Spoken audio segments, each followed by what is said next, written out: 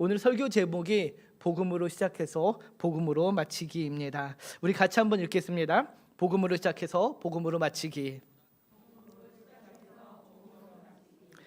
바라기는 저와 여러분의 삶이 복음으로 시작해서 복음으로 맞춰지는 그런 은혜가 있기를 소망하며 오늘 말씀을 함께 살펴보도록 하겠습니다. 여러분 혹시 주변에 이단에 빠진 분들을 만나보신 적이 있으십니까? 코로나19가 시작되면서 한국 사회와 교계를 떠들썩하게 했던 뉴스가 바로 신천지를 통한 집단 감염이었습니다. 우리가 너무도 잘 알고 있죠. 그래서 세상 사람들이 신천지라는 그런 단체를 알게 되었습니다. 그리고 그 신천지가 정통 교단이 아닌 이단이란 것도 세상에 밝히 알려졌는데요. 혹시 여러분 주변에서도 이렇게 이단에 빠진 사람들이 있으신지 모르겠습니다. 저희가 생각할 때는 어떻게 저렇게 말도 안 되는 이단에 빠질 수가 있지 이렇게 생각을 하게 됩니다. 그러나 정말로 우리 주변을 돌아보면은 알게 모르게 이렇게 이단에 빠져 있는 많은 사람들을 볼 수 있습니다. 아직도 기억나는데요. 제가 대학교 시절이었습니다. 대학교 시절에 한참 저희 교회가 이제 막 부흥하는 청년부도 막 부흥하고 그럴 때였는데 그때 저희 교회를 한번 휩쓴 사건이 있었는데 청년부 우리 선배들이 남녀 혼인개교라는 그런 단체의 종교의 집단으로 빠져버린 그런 사건이 있었습니다. 그래서 교회가 한번 또 떠들썩했었는데요. 비단 그뿐만이 아니라 신천지와 또 여러 이단에 빠지는 그런 사람들을 우리가 볼 수 있습니다. 제 주변에도 몇 분 계시고 또 지금도 그 단체에 속해 있는 사람들이 있습니다. 정말 놀라운 것은 진짜 말도 안 되는 그런 교리와 그런 가르침을 아직도 철석같이 진리로 그 사람들은 받아들이고 있다는 것입니다. 참 아이러니하죠. 저희가 생각할 땐 이해할 수 없지만 그런 사람들이 꽤 많이 있습니다. 제가 사진 한 장을 보여드리는데요. 혹시 여러분 이 사람이 누군지 아십니까? 혹시 누군지 아십니까? 장길자라는 사람입니다. 들어는 보셨는지 모르겠습니다. We Love You 운동본부라는 그 본부의 회장, 공식적인 직함은 그렇습니다. 그러나 이분의 실제는 우리가 알고 계신 분은 알겠지만 요 길 건너편에 있는 하나님의 교회 2대 교주입니다. 하나님의 교회는 안상홍이라는 사람이 설립한 신흥 종교, 지금 이제 세상 관점에서 볼 때는 신흥 종교, 사이비 종교라고 하는데요. 그 사람이 죽자 그의 영적인 아내, 실제로 부부관계는 아니었다고 합니다. 영적인 아내였던 이 장길자라는 사람이 2대 교주가 되어서 어머니 하나님으로 지금 추앙받고 어머니 하나님이라는 사람으로 인해서 그 2대 교주가 되어서 지금 그 하나님의 교회를 이끌고 있다고 얘기합니다. 우리가 볼 때 어머니 하나님? 이게 말이 돼? 이렇게 생각할 수도 있지만은 이 교리를 진리로 받아들이는 사람이 생각보다 많이 있습니다. 이 하나님의 교회가 얼마나 큰가 하면은요, 전국에 7,500개의 지교회가 있다고 합니다. 그리고 하나님의 교회에 속해 있는 성도의 수가 약 350만 명이라고 합니다. 별로 안 놀라시죠? 350만 명. 인천시의 인구가 350만 명 정도 됩니다. 그러니까 인천시에 있는 이 모든 사람이 다 하나님의 교회에 속해 있다고 보시면 되는 거죠. 정말 놀랍지 않습니까? 이런 말도 안 되는 교리를 어떻게 저걸 믿을 수 있지라고 생각을 하지만은 정말 이해되지 않지만은 그 350만 명이라는 사람들이 장길자를 어머니 하나님으로 믿고 있다는 것입니다. 이 사람은 여러분들 아마 잘 알고 계실 겁니다. 사진 한 장 더 보여주시죠. 누군지 잘 아시죠? 세간을 떠들썩하게 했던 이만이라는 사람입니다. 신천지 교주이죠. 자칭 보혜사라고 합니다. 신천지는 어떤가요? 14만 4천에 들어야지만 구원을 받을 수 있다는 그 가르침으로 사람들을 포섭을 했습니다. 그리고 14만 4천이 채워지자 이제는 그 14만 4천이 정말로 진짜 구원받은 14만 4천, 알곡과 쭉정이를 구별해서 14만 4천에 들어야 한다고 그 신천지 중에서도 14만 4천을 가려내려고 더 열심을 부추기는 그런 게 지금 활동을 합니다. 제가 볼 때는 성도들한테 갑질을 하는 종교라고 생각을 합니다. 갑질 중에서도 가장 나쁜 갑질을 하는데요. 이렇게 많은 사람들이 정말 우리가 생각할 때는 말도 안 되는 이단이나 그 거짓된 가르침에 미혹되어서 넘어지고 빠지게 됩니다. 일단 그 유혹에 넘어가게 되면은 정말로 말도 안 되는 행동을 합니다. 집을 나가는 건 다반사요. 온갖 것을 다 팔아서 헌금하는 것도 다반사요. 정말로 왜 저러지 할 정도로 많은 일들을 벌입니다. 정말 무언가에 홀린 것처럼 어리석은 선택을 하고 한순간에 모든 것을 다 날려버리는 그런 선택을 하기도 합니다. 저와 여러분도 예외는 아닐 것입니다. 난 아니야, 넘어가지 않을 거야 라고 우리는 장담을 하지만 언제 우리에게 이런 일이 일어날지 아무도 장담할 수 없는 것입니다. 제가 이 설교 초반에 왜 이 이단에 대해서 이야기하냐, 바로 오늘 본문 3장에 보면은 갈라디아 교인들의 모습이 바로 이렇게 이단에 빠져 있는 그런 사람들의 모습과 별반 다르지 않았기 때문입니다. 이렇게 말도 안 되는 소리에 유혹되어 넘어가는 갈라디아 교회 성도들을 향한 그 책망의 말이 바로 오늘 본문 1절에 기록되어 있습니다. 우리 1절을 다시 한번 같이 읽겠습니다. 같이 읽습니다. 어리석도다 갈라디아 사람들아, 예수 그리스도께서 십자가에 못 박히신 것이 너희 눈앞에 밝히 보이거늘 누가 너희를 꾀더냐. 바울은 자신의 답답한 마음을 이 1절에 다 담고 표현을 합니다.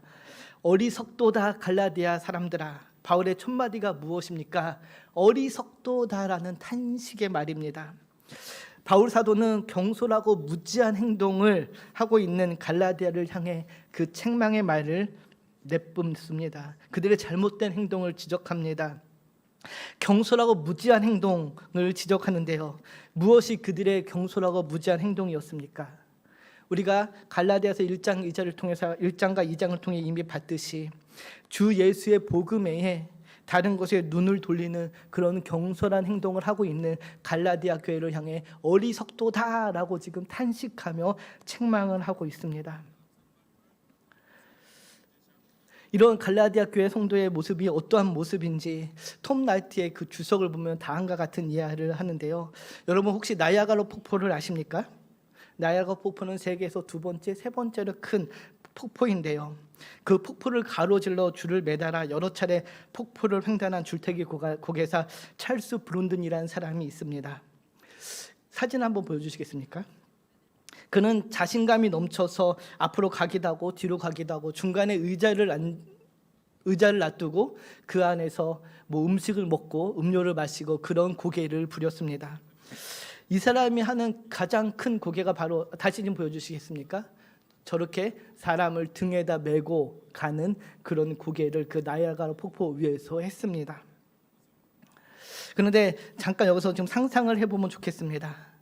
저렇게 저 등 위에서 지금 찰스 브론딘의 어깨에 매달려 가는 사람이 중간쯤 가서 이렇게 얘기합니다. 여보셔 찰스, 나는 이제 암만 생각해도 당신을 믿을 수가 없어. 그러니 나를 여기서 내려주셔. 나는 지금부터는 여기서 내가 혼자 걸어가겠어. 이렇게 만약에 저 어깨에 맨 사람이 이야기한다면은 모든 사람의 반응이 어떨까요? 미친 거 아니야? 제정신이 아니야? 어떻게 저기서 내려와? 저 위에서 제일 안전한 게 무엇입니까? 그 사람 어깨에, 등에 매달려 있는 것이 가장 안전한 방법인데 그것을 포기하고 내려온다는 것은 죽음을 의미하는 것입니다. 지금 사랑하는 갈라디아 교회 성도들이 주 예수의 복음을 등지고 할례를 받겠다, 율법으로 돌아가겠다 하는 것이 바로 이와 같은 모습이라는 것입니다. 고개사 찰스 브론딘의 등에서 내려와서 혼자 그 외주를 걸어가겠다라는 것이죠. 결국 그 사람이 어떻게 될까요? 떨어져 죽게 될 것은 자명한 일입니다. 이런 상황이니 사도 바울이 어리석다라고 책망을 아니할 수 없는 것입니다. 바울의 표현이 다소 과격하고 거침없이 들리지만은 그 외마디에 담겨 있는 바울의 그 안타까움과 답답함을 우리는 봐야 합니다. 왜냐하면 그들이 너무도 쉽게 그 복음의 진리를 떠나려고 하고 있기 때문입니다. 1절을 보면은 이렇게 공동 번역에서는 번역을 하는데요. 우리 공동 번역을 1절을 다시 한번 같이 읽겠습니다. 시작. 갈라디아 사람들이여, 왜 그렇게 어리석습니까? 십자가에 달리신 예수 그리스도의 모습이 여러분의 눈앞에 생생하게 나타나 있는데 누가 여러분을 미혹시켰다는 말입니까? 어떻게 그렇게 어리석을 수 있습니까? 도대체 누가 당신을 미혹시켰단 말입니까? 도대체 그들이 당신들에게 어떤 마법을 부렸기에 지금 이런 결정을 합니까? 라고 바울은 지금 탄식하는 것입니다. 바울을 볼 때 지금 갈라디아 교회 성도들의 모습은 마치 마법에 걸려서 현실을 직시하지 못하고 마법에 홀려 모든 것을 결정하는 그런 사람들의 모습처럼 보였던 것입니다. 그렇지 않다면 이런 일이 일어날 수 없다는 것이죠. 1절을 다시 한번 띄워주시겠습니까? 1절을 다시 보면은 예수 그리스도께서 십자가에 못 박히신 것이 너희 눈앞에 밝히 보이거늘, 주님의 그 십자가 사건이 지금 너희 눈앞에 생생하게 보이는데 너희가 어떻게 그런 결정을 할 수 있냐 이야기하는 것입니다. 주님이 돌아가실 때 갈라디아 교회는 이 복음을 듣지 못했죠. 이 말은 갈라디아 사람들 앞에서 주님께서 십자가에 달려 돌아가셨다는 것이 아니라 바울이 갈라디아 교회에 그 복음을 전할 때 마치 예수 그리스도가 그들의 눈앞에서 달려 돌아가신 것처럼 복음이 성령의 능력으로 그들에게 강하게 역사했다는 것입니다. 그래서 갈라디아 성도들도 감동적으로 생생하게 그 복음을 받아들였다는 것입니다. 그렇게 복음을 주고받은 기억이 생생하고 선명한데 어떻게 너희가 그렇게 헛된 것에 지금 휩쓸려 갈 수 있냐? 이것이 바울의 탄식입니다. 조금 과격하게 말하면 지금 너희들 뭐 하는 것입니까? 지금 무엇을 하고 있는 것입니까? 라고 강하게 책망하는 겁니다. 2절 보면 사도 바울은 이렇게 이야기합니다. 내가 너희에게 다만 이것을 알려 하노니 너희가 성령을 받은 것이 율법의 행위로냐 혹은 듣고 믿음으로냐. 갈라디아 교인들은 바울이 갈라디아 교회에 복음을 전할 때에 그 복음을 믿게 되었으며 성령을 받게 되었습니다. 그들이 받은 그 성령, 그 복음을 믿게 된 것은 율법으로 인해서가 아니라, 율법으로 인한 것이 아님을 그들 모두가 알고 있었습니다. 그래서 바울은 다시 묻습니다.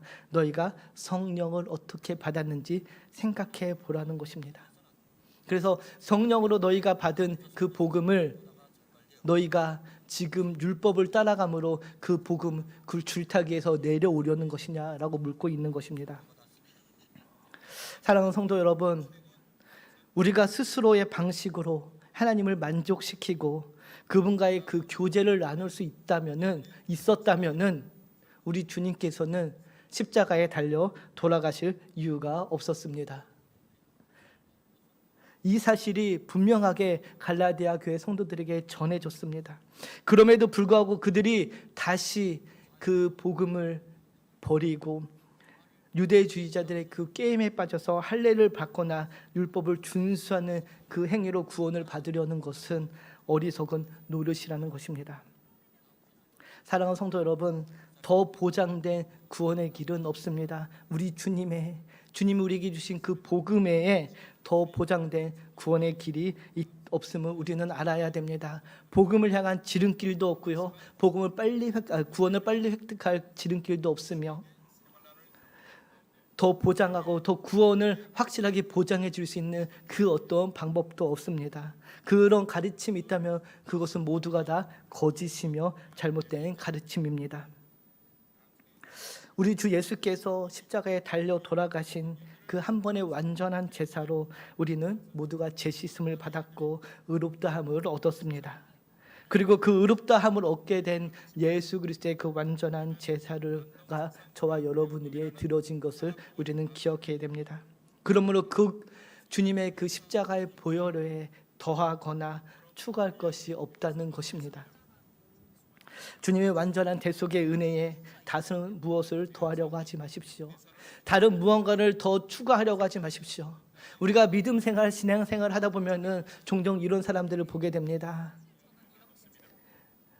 믿음으로 얻는 그 구원이지만은 내가 주님 앞에 조금 더 열심히 일을 하면은, 봉사하고 헌신하면은 더 구원이 확증될 것처럼 생각하는 사람들이 있습니다. 그러나 성도 여러분, 어느 누구도 스스로의 힘으로 구원을 받는다고 주장할 수 없습니다. 어떤 행위로도 구원을 받을 수 없음을 우리는 명심해야 됩니다. 이 진리가 분명히 갈라디아 교회에 전해졌지만은, 그런데 예수를 믿는 거에 다른 무엇을 더하려고 지금 하고 있습니다. 사랑하는 성도 여러분, 갈라디아 교회가 위치가 어디에 있는지 아십니까? 그들은 지금 갈라디아 교회, 이 교회는 지금으로 말하면 터키 소아시아 지역에 있습니다. 소아시아 지역은 이스라엘 백성들이 아니죠. 그래서 지금 갈라디아 교회의 그 성도들은 대부분 다 이방인이었습니다. 그들은 율법을 받지 않았습니다. 그들은 처음부터 율법을 받은 적도 없고 갖고 있지도 않았습니다. 그런 그들에게 믿음으로 구원을 받았는지 율법으로 구원을 받았는지 묻는 이 바울의 질문에 답은 명확합니다. 믿음으로 구원을 받는다입니다. 듣고 믿음으로 그들은 구원을 받았으며 성령을 받았습니다. 그래서 그들의 구원은 믿음으로 시작했습니다. 율법을 지키는 것과 구원과 전혀 상관이 없음을 이들 모두도 이미 알고 있었던 것입니다. 그런데 그렇게 성령 충만하게 복음을 받았던 그들이 율법주의자들이 그 강경한 주장에 의해 지금 유혹을 받았고 복음의 능력에 의심을 갖기 시작한 것입니다. 정말 나사렛 예수로 충분한 것일까? 십자가의 복음으로 정말 우리는 구원을 받을 수 있을까? 우리도 할례를 받아야 되는 건가? 라는 의심을 갖기 시작한 것입니다. 이런 의심을 왜 그들이 갖기 시작했을까요? 왜 갈라디아 교회 성도들은 이 의심을 품게 되었을까요? 너무 쉽기 때문입니다. 그들이 생각할 때 믿음으로 구원을 받는다는 것이 너무 쉽게 느껴졌기 때문입니다. 그래서 사도 바울은 3절과 4절을 다음과 같이 이야기합니다. 우리 3절 4절을 읽는데요. 우리말 성경으로 같이 한번 읽겠습니다. 우리 3절 4절을 같이 읽습니다. 시작. 여러분은 그렇게 어리석단 말입니까? 성령으로 시작했다가 여러분은 그렇게 많은 고난을 헛되이 경험했단 말입니까? 정말 헛된 일이었습니까? 이미 그들은 확실하게 복음을 이해했고 분명히 구원을 받은 사람들이었습니다. 성령으로 시작하였다는 것은 예수님을 구주로 믿어 의롭다함을 받은 것을 의미합니다. 복음이 들어가면은 그 복음과 함께 성령의 내주하심을 경험하게 됩니다. 그리고 이제 의롭다함을 받은 그들이 반대로 육체로 마치려고 하고 있는 것입니다. 믿음 대신에 율법을 지키고 할례를 받는 인간 행위를 통해서 그들이 받은 그 구원을 완성하려고 하는 것입니다. 유대주의자들이 가르친 가르침이 무엇입니까? 예수를 믿는 그 복음을 인정을 합니다. 그러나 거기에 율법을 지키고 할례를 받아야 된다는 것을 더 플러스하는 것입니다. 그래야지만 너희들이 지금 생각한 구원이 완성된다라고 포장하고 있는 것입니다. 갈라디아 교회 성도들이 흔들렸습니다. 아까도 말씀했지만 너무 그들이 생각에 구원이 쉽게 느껴졌던 것입니다. 우리는 이렇게 쉽게 구원을 받았는데 저 유대주의자들은 매일매일 율법을 지키고 또 정말로 자기 자신을 율법을 지킴으로 인하여서 그 고난의 길을 걸어가는 것처럼 보이는 그들의 모습에 비해 우리가 받은 그 구원이 너무 쉽게 느껴졌던 것입니다. 그러나 성도 여러분, 율법의 행위로 구원을 받을 육체는 없습니다. 율법의 행위로 충분히 의롭게 되어서 천국에 갈 사람은 단 한 명도 없음을 우리가 기억해야 됩니다. 오직 예수 그리스도로만이 우리가 구원을 받고 천국에 가게 됩니다. 예수 그리스도를 믿음으로 우리는 구원을 받습니다. 지금 갈라디아 교회 성도들이 흔들리는 그 이유, 왜 유대주의자들에 흔들려나? 너무 쉽게 복음을 받았기 때문입니다. 그러나 성도 여러분, 이들이 결코 쉽게 복음을 받아들인 것은 아닙니다. 4절을 다시 보면 이렇게 이야기하는데요. 4절 다시 한번 띄워주시겠습니까? 여러분은 그렇게 많은 고난을 헛되이 경험했단 말입니까? 갈라디아 교회 이방인들, 이들이 복음을 받아들고 많은 고난을 받았습니다.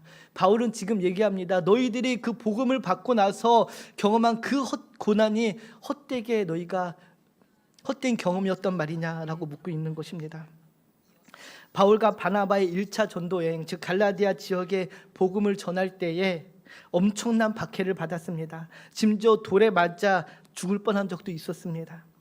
바울과 바나바를 향했던 그 박해가 바울과 바나바가 떠난 이후 갈라디아 교회 성도들에게 그대로 가해졌음은 우리가 믿어 의심치 않습니다. 사도행전 14장 22절을 보면 이렇게 이야기합니다. 우리 같이 읽습니다. 제자들의 마음을 굳게 하여 이 믿음에 머물러 있으라 권하고, 또 우리가 하나님의 나라에 들어가려면은 많은 환난을 겪어야 할 것이라 하고, 사도 바울이 1차 전도 여행을 통해서 이야기한 것입니다. 우리가 많은 환난을 겪어야 한다. 지금 너희들이 겪는 그 환난을 통해서 너희 믿음이 굳건해지고 너희가 주의 백성으로서의 증명될 것이다 이야기하지만은, 지금 유대주의자들의 그 가르침에 그들이 넘어감으로 그 고난이 그들이 겪었던 고난이 헛되이 돌아가고 있는 것입니다. 지금 바울과 바나바를 박해했던 저 박해가 누가 한 것입니까? 유대주의자들이 한 것입니다. 유대주의자들이 지금 박해를 했는데 그 유대주의자들의 가르침을 따라간다는 것은 결국 바울과 바나바의 가르침이 헛되었다는 것을 인정하는 것이 되는 것입니다. 이런 상황 속에서 너희가 어떻게 그럴 수 있느냐라고, 그러면 안 된다라고 이야기하는 것입니다. 사랑하는 성도 여러분, 하나 여러분에게 묻습니다. 갈라디아 교인들은 우리가 모두 알고 있듯이 성령을 받았습니다. 그렇죠? 지금 우리 표현을 하면은 성령 체험을 했고, 심지어 5절에 보면은 그 신비한 능력을 경험했던 사람들입니다. 그럼에도 그들이 복음의 진리로 혼동하고 거짓 가르침에 미혹당했습니다. 이 사실이 무엇을 말해줍니까? 이 사실이 우리에게 무엇을 말해주나요? 성령을 받은 후에도 유혹당할 수 있고 분명한 구원의 확신이 있음에도 불구하고 우리가 유혹당하고 미혹당할 수 있다는 것입니다. 저와 여러분도 이 갈라디아 교인들처럼 유혹당하고 미혹당할 수 있다는 것입니다. 그래서 우리는 자만해서는 안 된다는 것입니다. 우리의 믿음의 여정 속에서 이 신앙의 길을 걸어가면서 나는 절대 저런 가르침에, 거짓된 가르침에 미혹되지 않을 거야 라고 교만하고 자만해서는 안 된다는 것입니다. 그 누구도 미혹과 유혹에 걸려 넘어질 수 있다는 것을 명심해야 됩니다. 서두에 얘기했던 신천지나 하나님의 교회에 빠진 대부분의 사람들은 기존 기성교회 출신들입니다. 그분들이 성령 체험을 하지 않았을까요? 구원의 확신이 없었을까요? 아닙니다. 그럼에도 불구하고 그들이 미혹되어서 넘어갔습니다. 내가 교회에서 어떤 직분을 갖고 있고 나의 신앙의 이력이 어떻고 내가 교회에서 어떤 봉사와 어떤 활동을 하고 내가 성경을 얼마나 많이 알고 있고 내가 기도를 얼마나 많이 하냐, 우리가 이런 거를 자랑해도 소용이 없다는 것입니다. 우리의 가장 취약한 부분을, 연약한 부분을 사탄이 공격하기 때문입니다. 사랑하는 성도 여러분, 갈라디아 교회에 들어온 유대주의자들이 그 갈라디아 성도들에게 가장 강하게 주장했던 것이 바로 할례였습니다. 왜 그들이 그렇게 수많은 율법 중에서 할례를 강조했을까요? 여러분, 할례가 무엇인지 우리는 다 압니다. 할례는 언약 백성의 외적인 표징이었습니다. 창세기 17장 보면 하나님과 아브라함, 그 이후로는 아브라함으로 대표되는 이스라엘 전체가 사이에 체결된 그 언약, 하나님의 백성의 표징이 바로 할례였습니다. 그런데 갈라디아 교인들은 이방인이었죠. 그들은 선택받은 민족이 아니었습니다. 그러니 그들이 갖고 있던 가장 취약한 점은 바로 내가 선택받은 민족이 아니라는 것입니다. 그 부분을 할례를 통해서 지금 이 거짓 유대주의자들이 공략하고 있는 것입니다. 택함받은 이스라엘 민족이 아니라는 그 연약한 부분을 유대주의자들이 공략하고 있는 것입니다. 저와 여러분의 연약한 부분이 무엇입니까? 이 부분을 통해서 우리를 공격하는 사탄의 공격이 있을 수 있음을 우리는 명심하고 기억해야 되며, 또 그런 공격을 우리가 이겨내기 위해서 주의 복음으로 무장되어 있어야 되는 것입니다. 이같이 흔들리는 갈라디아 교인들을 향해서 사도 바울이 6절에 다음과 같이 이야기합니다. 우리 6절을 같이 한번 보겠습니다. 같이 읽습니다. 시작. 아브라함이 하나님을 믿음에 그것을 그에게 의로 정하셨다 한가 같으니라. 흔들리는 갈라디아 교인들에게 너희가 성령으로, 복음으로, 믿음으로 구원을 받았냐, 율법으로 구원을 받았냐, 그 질문의 답으로 사도 바울은 6절 아브라함 이야기를 꺼내듭니다. 아브라함이 율법으로 할례를 받음으로 의롭다함을 받았냐, 아니면은 아브라함이 믿음으로 의롭다함을 받았냐? 지금 갈라디아 교인들에게 다시 묻고 있는 것입니다. 바울은 믿음으로만 구원을 얻는다는 자신의 가르침을 확증하고 논증하기 위해서 믿음의 조상 아브라함을 지금 불러들인 것입니다. 아브라함이 누군지 우리는 다 알고 있습니다. 이스라엘 백성들에게 믿음의 조상이라고 불리는 사람입니다. 할례가 언제부터 시작되었나요? 앞서 말씀드렸듯이 아브라함과 하나님과 체결된 그 언약에서부터 시작되었습니다. 그 아브라함을 불러들임으로 할례를 통해서 구원을 하나님의 언약 백성이 되는 것이 아니라 하나님의 신실한 그 약속 안에서 그 하나님의 신실하심을 믿는 믿음으로 그 언약 백성이 됨을 사도 바울은 지금 이야기하고 있는 것입니다. 창세기 15장을 보면 다음과 같이 이야기합니다. 15장 6절인데 우리 같이 한번 읽겠습니다. 시작. 아브라함이 여호와를 믿었습니다. 그래서 여호와께서 아브라함의 그런 믿음 때문에 그를 의롭게 여기셨습니다. 여러분, 무엇 때문에 아브라함을 의롭게 여기셨다 얘기합니까? 바로 믿음이라고 얘기합니다. 여호와께서 아브라함의 그런 믿음 때문에 그를 의롭게 여겼다 이야기하고 계신 것입니다. 아마도 갈라디아 교회를 선동하는 그 유대주의자들은 갈라디아인들에게 이렇게 얘기했을 것입니다. 참 아브라함의 자녀가 되려면은 그 결과 구원을 향하는 진정한 이스라엘, 그 진정한 그 언약 백성이 되려면은 유대교 율법을 지켜야 하고 따라서 할례를 받아야 한다라고 이야기했을 것입니다. 그런 그 거짓된 가르침에 대항해서 사도 바울은 지금 이렇게 이야기합니다. 할례의 시조요 믿음의 조상이었던 아브라함이 할례를 통해서 의롭게 되었습니까? 아닙니다. 아브라함이 의롭게 된 것, 그것은 오로지 하나님의 그 신실하신 언약을 믿는 믿음 때문에 그가 의롭다함을 받았습니다 라고 이야기합니다. 그런데 여러분이 어찌하여 지금 구원의 길을 보여주신 예수 그리스도의 복음에 다른 무엇을 더하려 하십니까? 묻는 것입니다. 사랑하는 성도 여러분, 오늘 설교의 제목이 복음으로 시작해서 복음으로 마치기입니다. 무엇을 복음으로 시작합니까? 무엇을 복음으로 시작합니까? 우리의 구원이 복음으로 시작됩니다. 이 구원의 복음으로 시작된 구원의 여정은 복음으로 맞춰져야 합니다. 그 중간에 다른 무엇이 들어와서도 안 되고 다른 것으로 갈아타서도 안 되는 것입니다.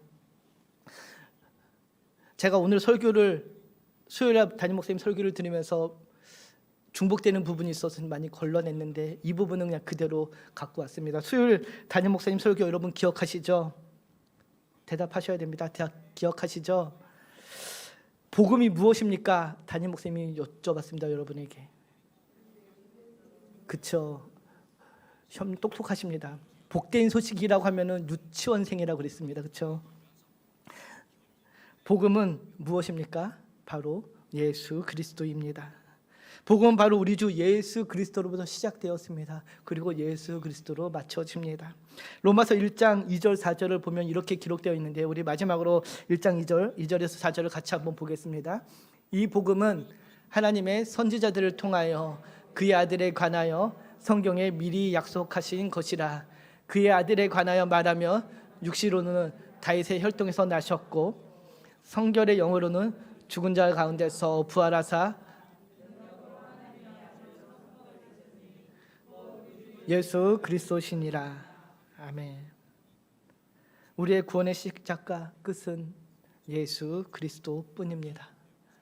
여러분 이 사실을 꼭 기억하시기 바랍니다. 우리 주